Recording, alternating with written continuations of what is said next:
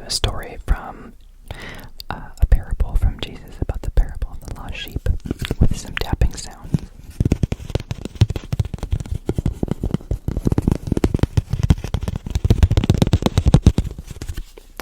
So let's get started. The parable starts with, once upon a time there was a kind shepherd who loved his sheep. He had a flock of 100 sheep, and each one was precious to him. Every morning he would lead them out to the grassy fields to graze, and every morning he would count them to make sure all 100 were safely back. Let's take a look at what ChatGPT thinks they look like with DALL-E 3. Let's take a look. There's our sheep right now. I did not count all 100. Can you count them? Do you see 100?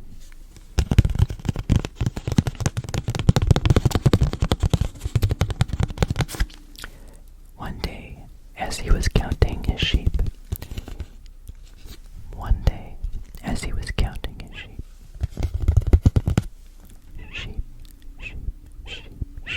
he noticed that one was missing. There was one missing. The shepherd counted again. 99 sheep, not 100. His heart sank. Somewhere out there is one of his sheep was lost and alone.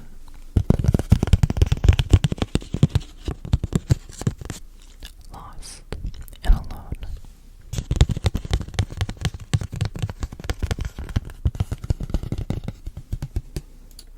Here we can see the picture of the lost sheep.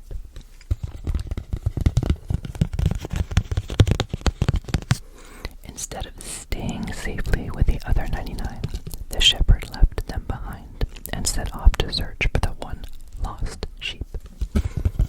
He climbed hills, looked behind rocks, and called out, "Little sheep, little sheep, little sheep, little sheep, sheep, where are you?"